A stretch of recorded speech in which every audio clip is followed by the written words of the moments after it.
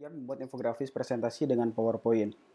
Jadi dengan PowerPoint ini sekarang bisa menjadi suatu aplikasi media untuk menggambar, bahkan lebih mudah untuk kita sebagai orang awam itu bisa lebih mudah menggambar ataupun eh,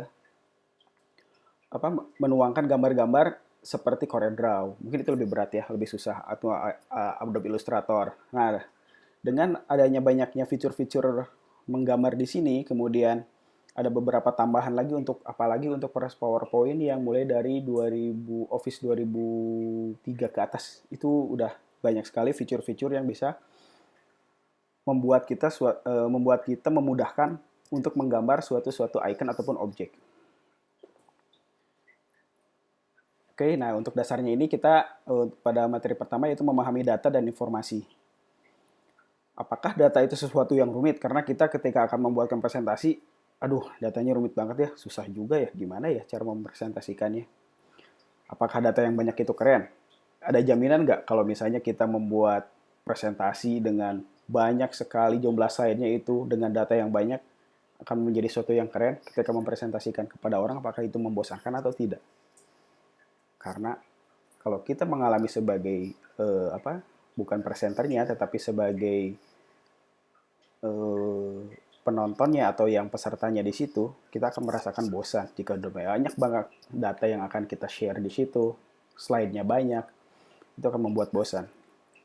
Kemudian apakah data yang penting untuk membuat keputusan? Tentu data akan sangat penting untuk membuat keputusan dalam membuat suatu presentasi di depannya. Oke, di sini kita harus memanusiakan data. Jadi maksudnya bagaimana data-data yang akan kita tampilkan itu lebih mudah diolah oleh manusia. Maksudnya sebagai presenter, kemudian kita harus menempatkan diri juga sebagai audiens. Otak manusia itu memproses informasi visual lebih cepat daripada informasi tertulis. Jadi jika Anda membuat suatu presentasi dengan tulisan, apakah itu dibesarkan, diwarna-warni, kemudian dalam satu slide presentasinya itu hanya tulisan aja, tetap manusia itu lebih cepat menerima informasi yang berbentuk visual ataupun gambar daripada yang tertulis. Data itu memang rumit, tetapi bisa dikemas secara atraktif sehingga menjadi menarik untuk bisa dilihat ataupun nanti dibaca dan dimengerti oleh para audiens. Nah, seperti ini. Kita tidak usah menuliskan toilet untuk wanita, toilet untuk pria. Maaf, boleh konfirmasi, ini kesimak nggak semuanya? Gambarnya juga. Boleh dibuka mute-nya? Aman, aman, aman. Aman ya? Ya. Oke, siap. Nah, seperti ini kita hanya menggunakan dengan icon bagaimana wanita hanya dengan menggambarkan seperti bentuk orang, terus kemudian memakai rok, yang untuk pria tinggal tanpa rok. Kemudian ataupun kita bisa merubahnya seperti ini, menggunakan sepatu ataupun menggunakan high heel untuk wanita. Kita harus memahami nih, ada data, informasi, kemudian ada knowledge, ada wisdom. Jadi data itu adalah sebagian dari dasarnya, bahan-bahan informasi, kemudian informasi adalah data yang sudah diolah, kemudian nanti menjadi suatu knowledge, menjadi suatu pengetahuan, informasi-informasi yang dihubungkan, sehingga menjadi suatu pengetahuan. Kemudian ada wisdom, itu adalah penggabungan atau pengambilan kebijakan dari keputusan yang sudah dalam suatu pengetahuan. Di sini ada kita menerangkan tentang infografis dan visualisasi data. Bedanya apakah visualisasi data dan infografis? Menurut buku dari Randy Crum, Cool Infographic, visualisasi data adalah bentuk visual dari angka atau jumlah. Contohnya itu adalah grafik, batang, ataupun grafik garis. Nah, ini adalah visualisasi data, bukan infografis ya. Kemudian, apa infografis? Menurut buku yang tadi tetap Cool Infografis, yaitu infografis adalah desain visual yang menggabungkan visualisasi data, ilustrasi teks, dan gambar dalam suatu kesatuan dan membentuk sebuah cerita. Jadi ini adalah gabungan dari visualisasi data tadi yang digabungkan dengan ilustrasi teks dan gambar dalam satu kesatuan yang membentuk sebuah cerita. Contohnya adalah seperti ini. Misalnya di sini ada Indonesia sebagai peringkat keempat pengguna internet Asia. Di sini ada bentuk tabelnya, ada grafiknya, kemudian ada nilainya, kemudian ada negara dengan bendera-benderanya. Ini bentuk suatu infografis yang penggabungan dari visualisasi data. Ini tabelnya, tabel grafiknya, kemudian ini ada bendera-benderanya yang menerangkan bahwa negara-negara peringkat-peringkat pengguna internet di Asia ini seperti ini. Dengan menggunakan simbol bendera ini lebih menerangkan dan lebih orang mengerti, oh ini dari Indonesia, oh ini Bangladesh, ini Jepang, ini India. Kemudian di sini ada bentuk yang di backgroundnya itu walaupun dia bentuknya gray, tapi dia menerangkan internet. Di mana di situ ada gambar laptop, kemudian ada gambar tentang signal.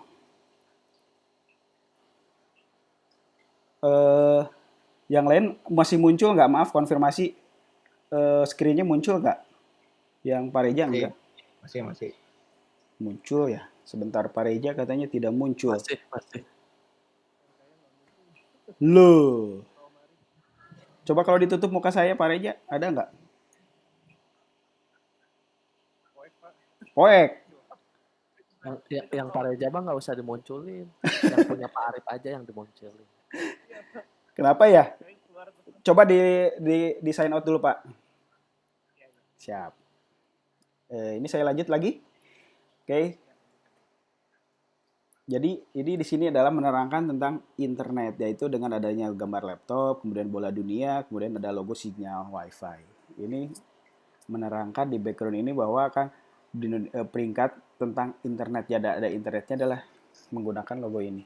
Kemudian di sini posisi Indonesia yang dikasih warna merah karena di judulnya adalah Indonesia perangkat 4 pengguna internet Asia.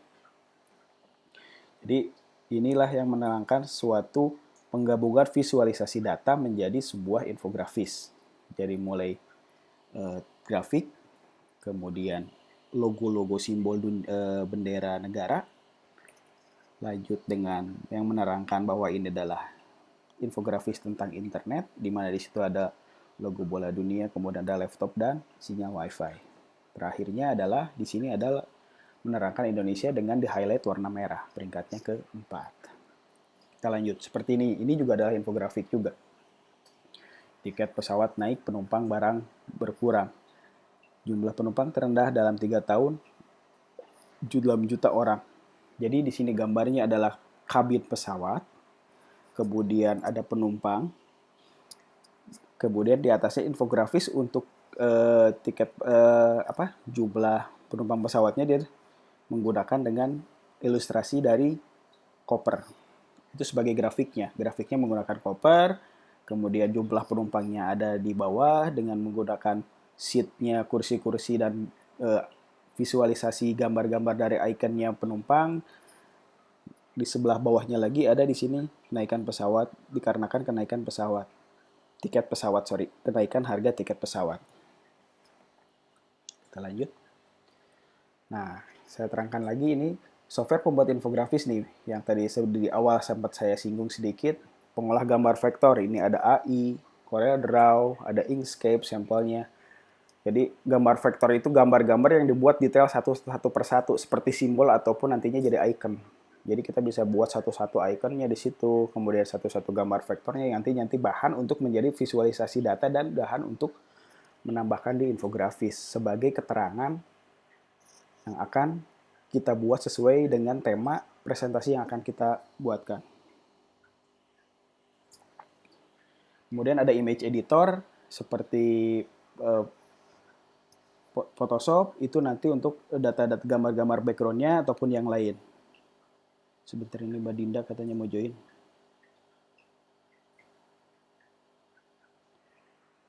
Ada GIMP, ini juga sama image editor yang bisa digunakan nanti untuk sebagai gambar background-nya ataupun gambar pelengkap untuk keterangan yang akan kita presentasikan.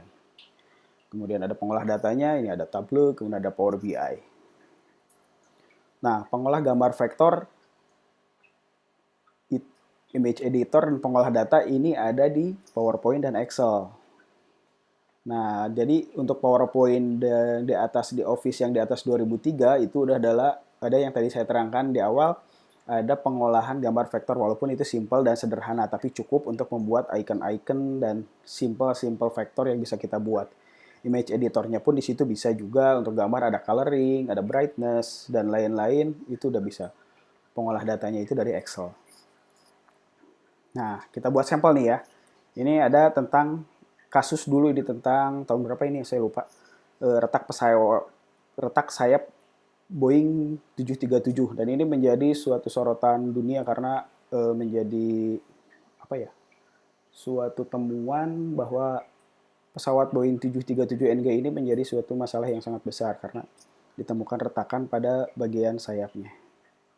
Nah, ini adalah bentuk presentasi yang biasa menggunakan tulisan retak pesawat Boeing 737NG. Disebutkan pesawat Boeing, kemudian kepemilikan pesawatnya, kronologisnya, di 2019 ini seperti apa. Ini masih bentuk tulisan. Nah, kalau kita sebagai audiens melihat seperti ini pasti merasa baca sih mungkin baca, tapi kalau ketika baca untuk menangkapnya akan lambat gitu. Satu-satu harus kita terangkan. Misalnya ini tentang retak pesawatnya, kita terangkan dulu per poinnya, kemudian kepemilikan pesawatnya ada apa aja, kemudian kronologisnya. Ini harus kita bacakan satu persatu dan itu belum tentu audiens bisa menyimak secara cepat dan langsung menyerap apa yang informasi yang kita infokan di dalam satu slide ini. Nah, kita buatnya akan menjadi seperti ini. Ini bentuknya sudah menjadi infografis daripada tadi yang bentuknya ini masih dalam tulisan. Oke. Retak pesawat, retak sayap Boeing 737 dengan bentuk infografisnya seperti ini. Di sini diterangkan judulnya dulu yang besar, kemudian ada captionnya di situ, problemnya apa, kemudian kronologinya, di situ ada timeline, di situ ada bentuk pesawat, kemudian ada garis macam retakan menjadi suatu timeline. Ini membuat info yang sangat mudah dicerna oleh orang ketika melihat. Dari garisan retakan ini yang ada di pesawat, kita bisa buat jadi timeline nih. Tanggal 2 Oktober terjadi retakan, tanggal 9 Oktober 2019 terjadi, di ujungnya adalah ini. Kemudian di kotak-kotak yang ada pertama itu adalah Boeing. Boeing melaporkan adanya ini, kemudian dari FAA ada inspeksi pesawat yang terbang lebih dari 30.000 kali, dicek retakannya itu bagaimana. Kemudian di sini ada Kantas menemukan retakan di pesawat. Jadi lebih dengan menggunakan icon-icon simbol logo Boeing-nya, kemudian FAA dengan logonya, kemudian dengan tepat yang untuk tengah itu menggunakan gambar pesawat. Nah, untuk yang di bawahnya ini, yang di Indonesia ini ada apa aja nih menggunakan Boeing ini, ada maskapai apa aja. Ada Lion Air dengan logo ujung sayap pesawat dan logo Lion Air-nya, kemudian Garuda Indonesia, Sriwijaya, kemudian Batik Air. Ini lebih jelasnya begini. Nah, informasi tentang kronologi keretakannya. Nah, ini yang tadi saya terangkan, bagaimana keretakan tadi menjadi suatu timeline. Menerangkan dengan bawa di belakangnya background sebagai menggunakan pesawat Boeing 737 tadi. Ini menjadi timeline, bisa menjadi timeline. Nah, ini poin yang tadi yang menerangkan tentang laporan dari Boeing, kemudian pada timeline, keterangan dari timeline ini kita kasih kotak, kemudian di sini dalamnya sebagai keterangannya. Jadi kita buat lebih simpel dengan menggunakan logo-logo di atasnya, kemudian menggunakan caption-caption yang lebih kecil. Untuk yang di highlight-nya apa, kita membuat fontnya lebih besar dan berwarnanya berbeda. Gitu. Nah, itu untuk sesi pertama dalam pembahasan tentang mengenai infografis, bagaimana memahami tentang infografis, sebagaimana memahami data dan informasi. Oke, silakan. Ada yang mau ditanyakan? Sebelum lanjut ke sesi kedua.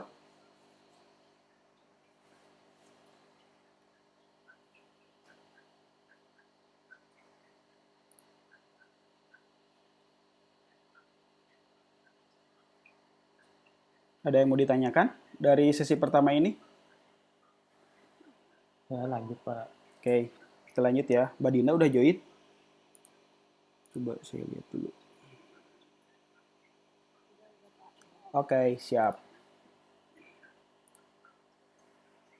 Oke, kita lanjut ya ke yang kedua.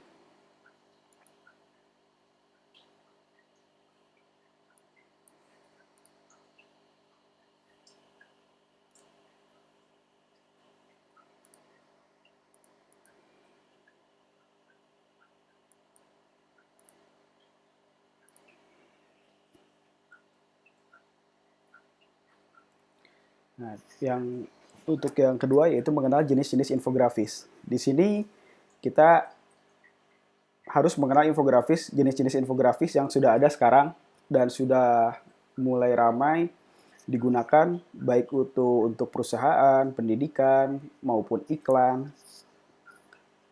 Sudah banyak sekali penggunaan infografis ini untuk memberikan sesuatu yang lebih informatif kepada masyarakat ataupun kepada audiens.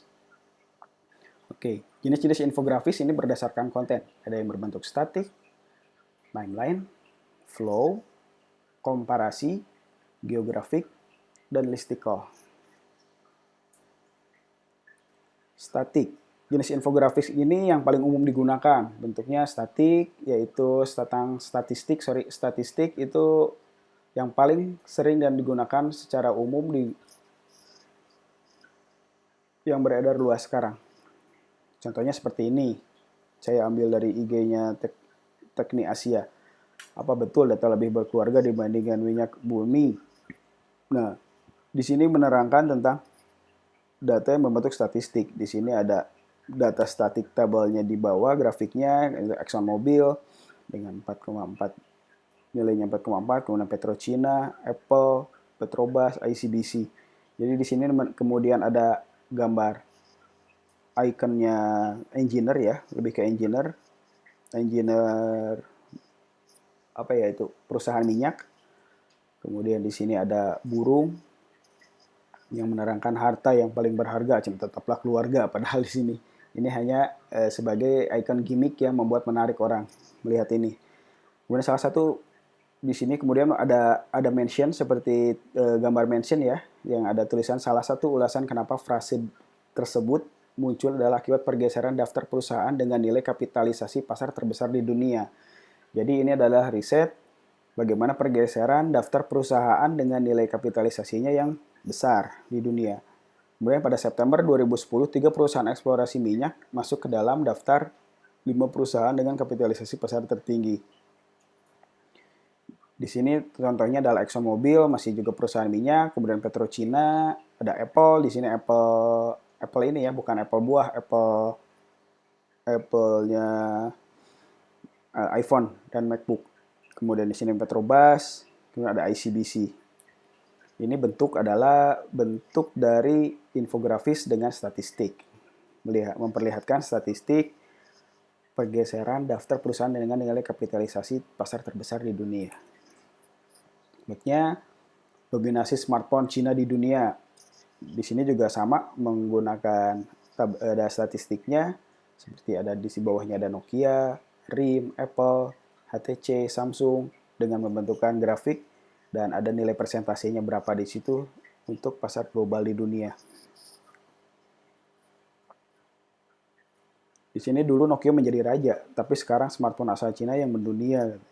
Laporannya terbaru internasional data dari EDC menunjukkan 3 vendor smartphone Cina sudah masuk 5 besar. Nah, ini perbedaan dari 2009 sampai ke 2018. Jadi yang udah mulai naik itu udah ada Samsung jadi di atas, Apple kedua, ada Huawei ini yang baru, padahal di tahun 2009 mereka nggak ada, berbentuk dengan statistik yang di bawahnya menggunakan icon-icon icon-icon China. Ya di sini ada yang perempuan menggunakan baju ada Cina, kemudian ada yang laki-laki juga. Di sini perbedaannya apa? Sudah siap untuk ganti smartphone di sebelah kiri. Nah, di sebelah kanan kamera selfie-nya mantap loh. Jadi sekarang itu lebih banyak orang menggunakan HP yang dengan spesifikasi untuk selfie yang lebih bagus, lebih menarik. Sehingga smartphone Cina mendominasi. Ini juga sama, contohnya berapa jam orang Indonesia bekerja untuk membeli iPhone terbaru. Di sini ada statistiknya, DKI Jakarta berapa banyak, kemudian Papua, Sulawesi, Bangka Belitung, dan seterusnya. Ini adalah bentuk infografis statistik. Kemudian ada juga infografis berbentuk dengan jenis infografisnya yaitu timeline. Ini berdasarkan konten ya, jadi konten-konten yang ada dalam infografis. Menjelaskan narasi secara berurutan dan sistematis. Contohnya seperti ini bentuknya timeline dengan bulat-bulat gitu, kemudian kita mengisi keterangannya apa di timelinenya, di bawahnya hanya berbentuk dengan icon-icon, kemudian keterangan tahunnya, di bawahnya bisa kita kasih keterangan untuk menerangkan hanya caption ya, caption dengan title-nya apa, di bawah adalah caption kecilnya. Tanpa kita harus menerangkan satu persatu tahun ini apa dan didetailin. Tapi ketika kita menerangkan, orang bisa mengerti. Contohnya juga seperti ini, sama bentuknya timeline dan berbentuk infografis. Ini timelinenya tidak statis ya, nggak cuma garis, lurus, kemudian ada titik, di situ kita terangkan timelinenya, ataupun menggunakan tabel grafik timeline yang sering kita gunakan. Dengan bentuk seperti ini lebih menarik dan orang pun akan lebih cepat menerimanya dan lebih mengerti. Oke, jenis grafis selanjutnya berdasarkan konten yaitu proses atau alur. Menyampaikan bagaimana proses atau alur ataupun tata cara yang akan diterangkan dalam infografis. Contohnya seperti ini. Ini alur pendaftaran pasien RSUD rawat jalan di RSUD Sidoarjo ya. Jadi dengan menggunakan gambar yaitu pasien datang, bagaimana prosesnya, pasien baru atau pasien lama, kemudian proses antriannya bagaimana, dengan menggunakan gambar-gambar yang lebih mudah dilihat dan dicerna oleh masyarakat yang melihatnya tanpa harus membaca dengan detail. Karena kan masih kalau dulu itu kita lihat pendaftaran pasien baru kemana-kemana itu masih berbentuk poin-poin ke pinggir ataupun ke bawah. Dengan berbentuk seperti ini menerangkan lebih mudah dan orang pun lebih cepat, oh berarti harus begini ya. Contoh lainnya ini dari Bapenda Jawa Barat, Inovasi Samsat Jabar, pembayaran pajak kendaraan bermotor. Bagaimana prosesnya itu dengan menggunakan mobile aplikasi yang namanya Sambara. Proses alurnya itu mereka menggambarkan tanpa ada poin-poin 1, 2, 3, tapi kita bisa melihat garis alur yang berwarna dengan bentuk tanda panah. Ini juga suatu infografis yang menerangkan tanpa harus menggunakan titik-titik atau poin 1, poin 2, 3-nya, tapi orang bisa mengerti gitu. Oke, selanjutnya ada lagi jenis infografis yang membandingkan, komparasi. Itu biasanya banyak yang membandingkan seperti gadget, membandingkan handphone ke handphone yang lain, yang mereka anggap satu setara, misalnya ataupun mobil, kendaraan, untuk membandingkan dua atau lebih subjek dengan hal yang sama ya, tentunya dengan subjeknya yang sama. Misalnya ini, di sini ada gambar cangkir kopi, cangkir teh. Kita crop, kita tempelkan. Jadi di sini ada tulisan kamu lebih suka teh atau kopi. Cuma seperti itu aja tanpa kita harus membuatkan grafik. Ini adalah hasil hasil survei. Misalnya yang penyuka teh ada 58,8%, kopi 41,2%. Jadi dengan teknik menggabungkan dua gambar cangkir, yang satu berbentuk teh, yang satu berbentuk kopi, kita crop, kita tempelkan, ini bisa menjadi suatu bahan infografis menerangkan bagaimana hasil survei yang lebih banyak menyukai teh atau kopi. Ini kan sangat simpel. Jadi kita tidak usah menerangkan, misalnya Jawa Barat mendapatkan segini persen untuk kopi dengan teh dengan bentuk tabel. Mungkin orang udah membacanya juga malas. Tapi kalau dengan gambar seperti ini, lebih simpel, ringkas, orang ngerti. Dengan melihat gambar cangkir, sebelahnya teh, sebelahnya kopi. Itu udah mewakili dari apa yang akan kita sampaikan. Atau ini contohnya yang tadi saya sebutkan, misalnya dengan gadget, perbandingan antara Sony dengan Fujifilm. Ini setara misalnya. Dia keluarnya tahunnya sama, dengan spek yang tidak jauh, apa aja perbedaannya, kita bisa lihat. Dengan menggunakan di atasnya adalah tagline-nya, apa yang akan kita terangkan, kemudian yang dibandingkannya apa, Sony versus Fujifilm. Kemudian di bawah dengan gambar unitnya ya, unit si kameranya. Dan dibuat ke bawah beratnya, di tengahnya itu pakai icon gram, dengan bentuk seperti timbangan. Kemudian image sensor, fokus pointnya, ISO, kemudian recording video. Dia bisa Full HD, Full HD-nya berapa kali berapa. Ini menerangkan orang lebih simpel daripada kita menggunakan tulisan di atasnya Sony, Fujifilm, kemudian pembandingannya ke bawah membentuk tabel. Lanjut, ini kemudian kita lanjut ke yang masih berdasar konten, yaitu geografik. Infografis yang memanfaatkan peta lokasi untuk memetakan informasi. Jadi ini bentuk infografis yang berhubungan dengan geographical. Contohnya seperti ini. Di Jakarta ada apa aja sih tempat wisatanya? Kita tanpa harus membuat satu tabel, kita membuat dengan icon-iconnya aja Jakarta. Kemudian di sini ada dari atas ada Pulauan Seribu, kemudian ada kepulauan ada Sunda Kelapa, ada Taman Impian Jaya Ancol di dekat pantai. Kemudian di sini ada Museum Bank Indonesia, ada National Monument atau Monas. Dengan icon-icon ini menerangkan lebih simple, lebih enak dan lebih cepat diterima oleh mata standar manusia menerima visualisasi. Ataupun seperti ini, peta suara DKI ketika kemarin pemilu ya.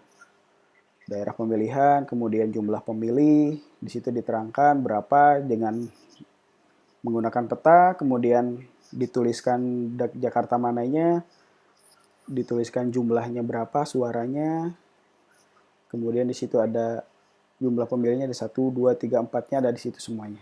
Keterangannya di bawah. Ini adalah bentuk geografik. Ini contohnya juga ada sih, nanti kalau bisa di-link juga. Kalau ini lebih ke peta interaktif Indonesia dengan city landmark-nya. Nanti boleh dicoba dilihat. Karena kalau saya share di sini pasti berat, harus buka dulu ke browser. Dan loadingnya lumayan rada berat. Oke, kita lanjut. Yang berdasarkan konten adalah listicle, yaitu menampilkan narasi dan icon visual berbentuknya listicle. Nah, seperti ini. Mencegah peserta mengantuk saat presentasi. Bentuknya di sini ada pesertanya, ada icon peserta, kemudian dengan meja dan laptop, dan di atasnya ada tulisan icon apa? Icon ngantuk ya, Z. Listnya apa aja nih? Fresh joke dengan logo, orang tersenyum, smile, tertawa lebar, membuat suasana fresh dan segar. Kemudian keduanya ada aktivitas bersama, yaitu games, diskusi, ataupun workshop. Nah, ini berbentuknya list. Jadi ke bawah kita list apa aja sih yang membuat peserta mencegah mengantuk saat kita presentasi. Tanya jawab, reward, keliling dan dekati audiens, kemudian ada slide yang visual. Ataupun ini, seperti atur keuangan pensiun. Ini dari detik.com ya, atur keuangan untuk pensiun dini. Di sini ada lengkut tangan, kemudian ada dompet, ada uangnya yang keluar. Dari sini kemudian ditarik untuk keterangannya menggunakan juga ikon rumah. Hitung jumlah aset dan kewajiban saat ini bagaimana. Ini lebih menerangkan lagi. Kemudian atur biaya hidup setelah pensiun. Hitung sumber penghasilan. Kemudian data jumlahnya menggunakan titik-titik. Kemudian judulnya apa. Terus captionnya di bawahnya sedikit. Nah, icon-icon ini kita bisa nyari nih sebenarnya. Nanti nggak usah gambar. Aduh, kalau mau bikin kayak gini, kemana ya gambarnya juga nggak bisa. Sedangkan saya nggak bisa gambar. Nah, gambar-gambar ini banyak. Nanti kita bisa nyari nih yang kayak gini-gini. Nanti di next class akan saya terangkan bagaimana cara mencari dan cara mengambil gambar-gambar tersebut dan menempelkan sesuai dengan tema yang akan kita rupa. Nah, ini kalau saya lihat ya juga sih ini banyak-banyak gambar-gambar ini banyak nih kayak ada di freepik.com. Ini semuanya rata-rata dari freepik sih kalau saya lihat. Itu kita bisa ngambil download aplikasi-aplikasi gambar-gambar icon seperti ini vektor-vektornya. Oke, sekarang kita lanjut ke jenis infografis berdasarkan visualisasinya. Nah, ada infografis statis, itu yang kita buat seperti di presentasi, kemudian infografis animasi yang bergerak ataupun seperti di film ataupun di iklan, periklanan, infografis animasi, kemudian ada infografis interaktif. Infografis statis ya seperti ini, seperti peta tentang fishing infografik. Di sini menerangkan bagaimana peta tentang memancing, kemudian ada di mana saja di belahan dunia, ada apa aja ikannya dengan jenis-jenisnya. Di situ ada grafiknya juga, ada ikannya jenisnya apa, kemudian most popular fishing sportnya ada apa aja di bawah, kemudian menggambarkan ada ikon orang yang sedang naik perahu untuk memancing, ada yang memegang jaring juga. Ini adalah infografis yang statis, jadi hanya kita bisa untuk melihatnya saja. Bentuknya gambarnya tidak bergerak, yaitu bisa diambil untuk di print ataupun nanti di website dan sosmed. Jadi bisa dilihat di sosmed ataupun di website. Seperti ini juga sama, ini sama juga termasuk yang statis ya. Yang tadi saya terangkan di modul pertama yang tentang retak pesawat Boeing 737, ini bentuknya juga masih statis sama. Kemudian ini ada adu cepat startup icon. Nih yang lagi ramai sekarang ada ini kan ruang guru nih yang lagi nge-hype karena WFH, dan sebelumnya pun ini udah benar-benar naik ya, bentuknya dengan roket, dan halodoc juga sama, bentuknya seperti ini. Kemudian di sebelah kanannya juga menerangkan tentang bagaimana startup kesehatan dan pendidikan yang sedang naik menjadi icon ini, Unicron. Ini juga sama, yang tadi saya terangkan sama, masih juga termasuk infografis yang statis. Kemudian keduanya ada infografis animasi. Nah ini infografis yang bergerak animasi ataupun gambar yang bergerak seperti kartun, tapi lebih disebut dengan infografis karena mengandung informasi-informasi yang bisa diserap oleh audiens. Bentuknya itu ada yang 2D, ada yang 3D. Jadi ada yang 2 dimensi, ada yang 3 dimensi. Sampelnya sih seperti ini. Ini iklan ya. Ini lebih ke animasi iklan, dia gabungan antara 2 dimensi dan 3 dimensi. Digunakan iklan ini kalau nggak salah dulu Baygon. Coba kalau saya play di sana terlihatnya jelas nggak ya? Sebentar. Atau putus-putus. Mimpinya indah karena tidurnya nyenyak. Pakai Baygon Jumbo lebih sedikit asap. Sama ampuhnya bunuh nyamuk. Supaya tidurnya nyenyak semalaman. Dan dengan wangi fresh scent.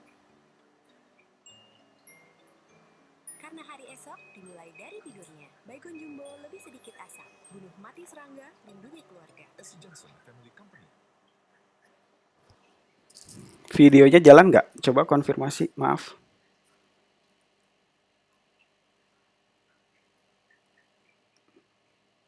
Halo? Jalan, Pak. Oke. Ya.